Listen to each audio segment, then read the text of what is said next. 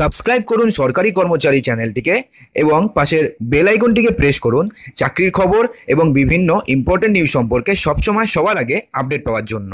এখানে জিও থেকে শুরু করে ভোডাফোন আইডিয়া, এয়ারটেল প্রতিটি টেলিকম সংস্থায় তাদের প্রতিটি রিচার্জ প্ল্যানের দাম বাড়িয়েই চলছে। সেক্ষেত্রে সবাই তাদের রিচার্জ প্ল্যানের দাম বাড়িয়েছে। সেক্ষেত্রে বিএসএনএল এবার আর 365 দিন নয়, 395 দিনের এমন একটি রিচার্জ প্ল্যান নিয়ে হাজির হয়েছে, যেটা শুনে কিন্তু আপনারা সত্যি অবাক হয়ে যাবেন যে বিএসএনএল এত বড় একটা কাজ কি করে করলো। যেক্ষেত্রে জিও, ভোডাফোন আইডিয়া এখন আমাদের এত টাকা খরচা করাচ্ছে, সেক্ষেত্রে বিএসএনএল মাত্র এত কম টাকাতে আমাদের 395 দিনের পরিষেবা দিয়ে দিচ্ছে। তো সেক্ষেত্রে 395 দিনের পরিষেবাতে আপনারা কি পাবেন, কত টাকা আপনাদের খরচা করতে হবে, আপনাদের জানিয়ে রাখি যে জিও, এয়ারটেল, ভোডাফোন আইডিয়ার থেকে তো অনেক কম টাকা খরচা হবে আপনার। তো সমস্ত কিছু জানতে ভিডিওটি দেখতে থাকুন। এবার ছোট্ট রিকোয়েস্ট, আপনি যদি বিএসএনএলকে ভালোবেসে থাকেন তাহলে অবশ্যই একটি লাইক করে দেবেন এবং অন্তত একটি শেয়ার অবশ্যই করবেন। আমরা দীর্ঘমেয়াদী যে প্ল্যানগুলো রয়েছে, সেক্ষেত্রে বিএসএনএল এর যে প্ল্যান রয়েছে তার সঙ্গে আমরা তুলনা করব জিও এবং এয়ারটেলের সঙ্গে। দীর্ঘমেয়াদী এই বার্ষিক পরিকল্পনার মধ্যে আপনার কোনটি সব থেকে ভালো এবং কোনটি দিয়ে রিচার্জ করলে আপনার সব থেকে পর্দায় পড়বে, সেটা কিন্তু আপনারা জানলে প্রায় শকড হয়ে যাবেন যে এত টাকা সস্তা আমাদের পড়বে। তো বিএসএনএল এর 2395 টাকার প্ল্যানে কি রয়েছে আগে সেটা জানো। মেয়াদ রয়েছে 395 দিনের মেয়াদ দিচ্ছে আপনাকে।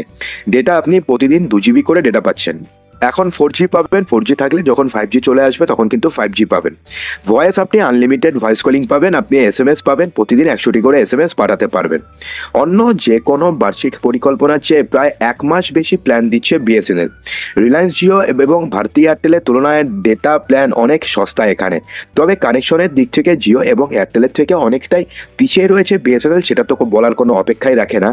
কারণ বিএসএনএল বর্তমানে 3Gর গতিতে চলছে এবং 3G কিন্তু 4G কিংবা 5Gর তুলনায় অনেকটাই স্লো, কিন্তু তারা কিছুদিনের মধ্যে 4G পুরো দেশ জুড়ে চালু করবে এমনটা কিন্তু তারা বলেছে। তো এখনই আমরা দেখবো যে এর থেকে প্রায় 1000 টাকা বেশি, এখানে হচ্ছে 2395 টাকা।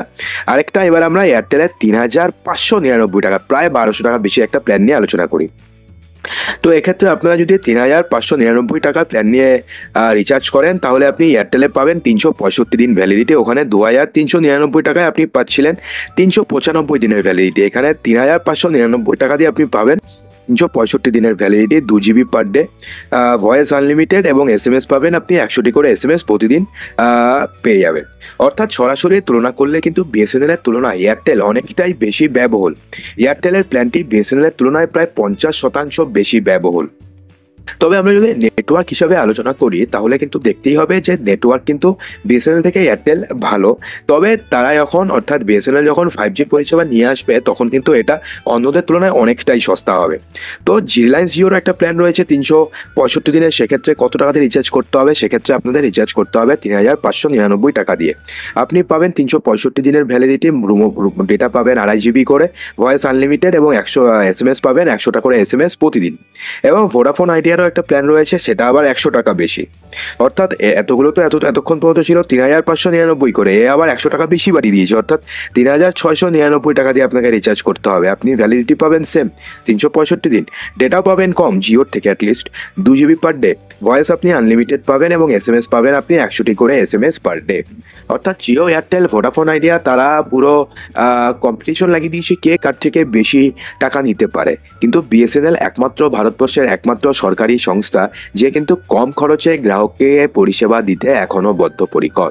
তো বন্ধুরা, এই প্ল্যানগুলোর মধ্যে কোনটি আপনাদের সব থেকে বেশি ভালো লাগলো অবশ্যই কিন্তু কমেন্ট বক্সে জানাতে একদমই ভুলবেন না।